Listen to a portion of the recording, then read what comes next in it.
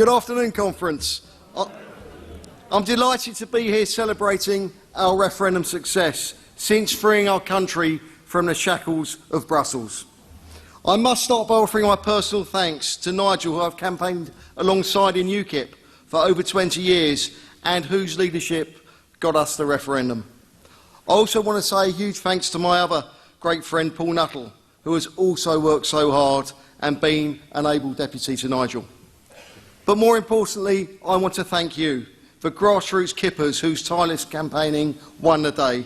And because of you all, we're on the way to getting our country back. Thank you.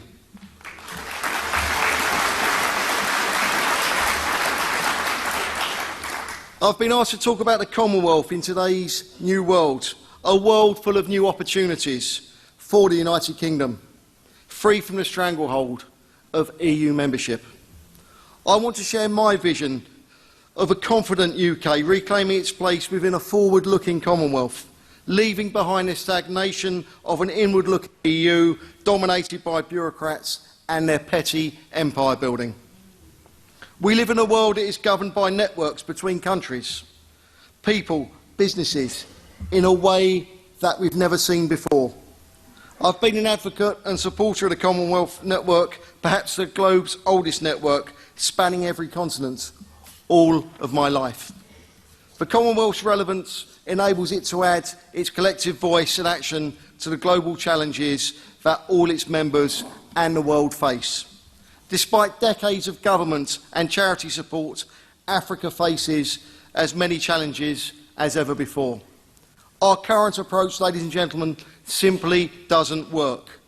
But now that we'll have control of our own trade policy, we can lead the world by example by following a policy of trade, not aid.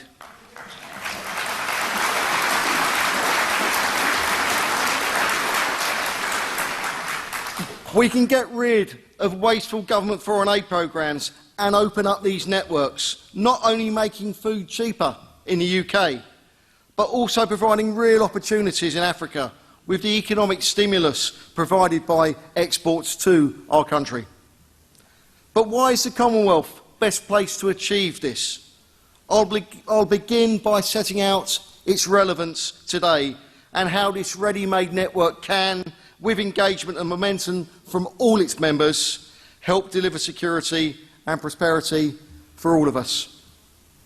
I believe the world sees the UK, as do especially other Commonwealth members, as a leader, exemplifying the principles that bring us all together: freedom, democracy, good governance and the rule of law, free trade and human rights. As a British MEP, I care about helping the UK become a more secure, more prosperous country, existing in a world where certain basic values are upheld. The world order has shifted. Economic power and influence is moving east and south, with the rise of the emerging economies in Asia, Africa and Latin America. The world has become more interconnected through trade, technology and universal global challenges, such as energy, security and terrorism. Events that happen in one part of the world no longer happen in isolation. More often than not, the impact can be felt across continents, often very quickly. The financial crisis that has engulfed the West, or the revolutions that have spread across the Middle East and North Africa, have fiscal or political ramifications across the globe. This greater interdependence means that we must work together on the important global issues. A part of my vision for the Commonwealth is that it is a strong force on the world stage. And why wouldn't it be? Several Commonwealth members are also members of the UN Security Council, the G20 and other important global bodies. Where our interests overlap, we should make clear what our common position is.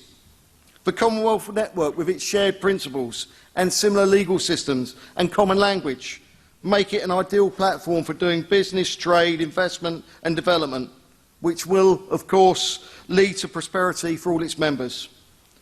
I see an increased commitment to democratic values and increased trade as two sides of the same coin.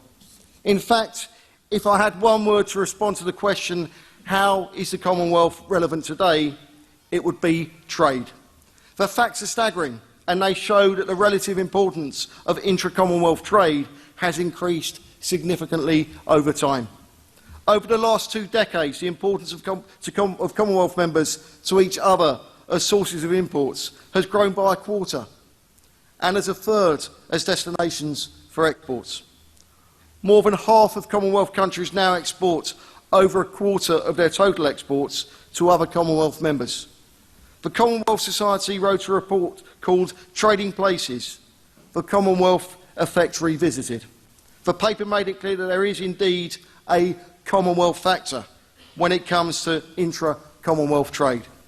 The research found that when both trading partners were Commonwealth members, the value of trade was likely to be a third to a half more than when one or both of the trading partners was a non-Commonwealth country. This X factor, if you like, can be explained in part by our common history, culture and the beliefs that tie Commonwealth member states together. The facts speak for themselves. The Commonwealth is good for business.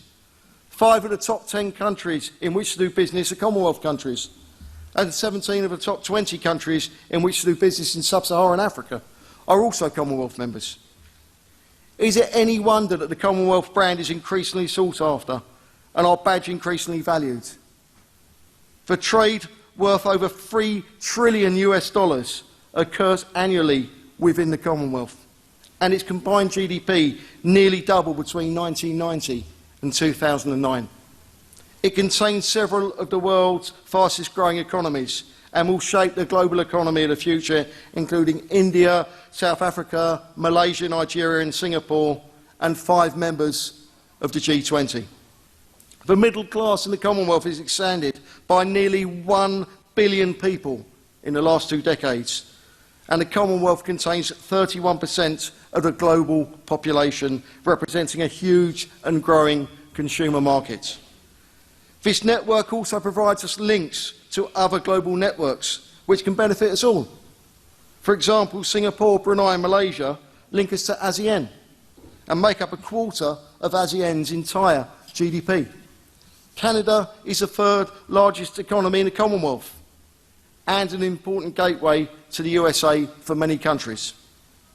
44 of the G77 countries are members of the Commonwealth, as are 19 of the 39 African Union countries, 12 of both the Caribbean Community and the Organisation of the Islamic Conference, 10 of the Pacific Island Forum, and 7 of the Asia-Pacific Economic Cooperation.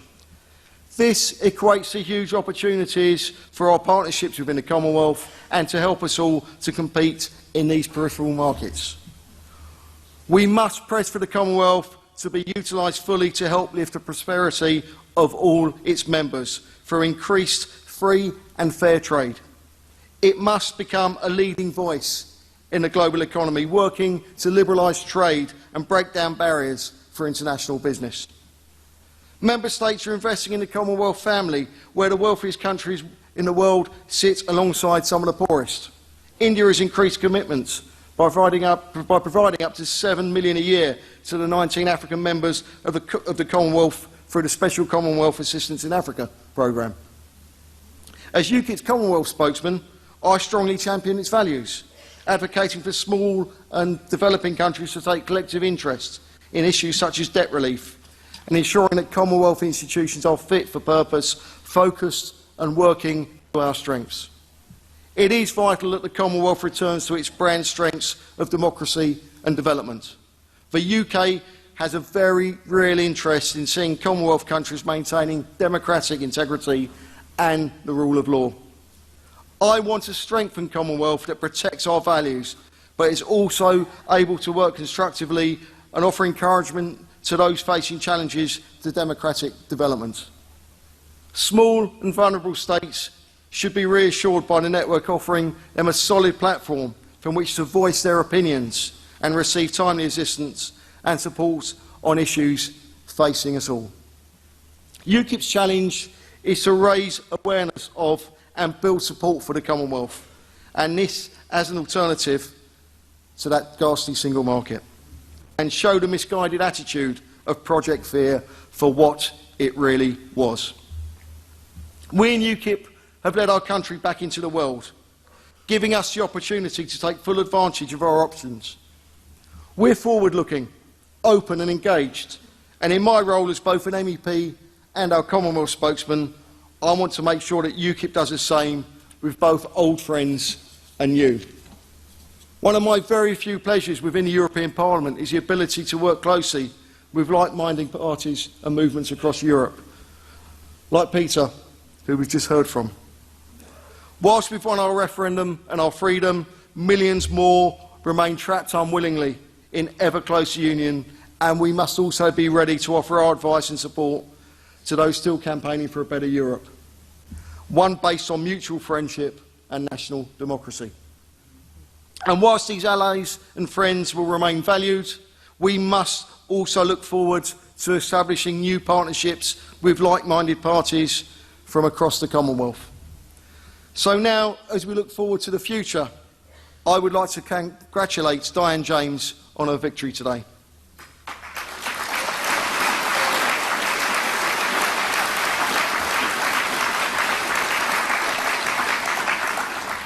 British politics is in a state of flux, with the potential for huge gains for our party.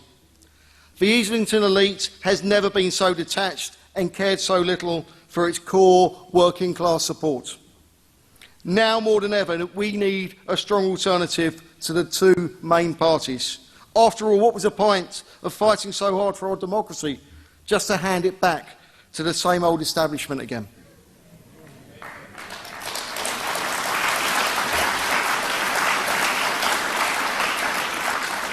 While some wrongly suggest that it might be job done for UKIP, I say we are needed now more than ever.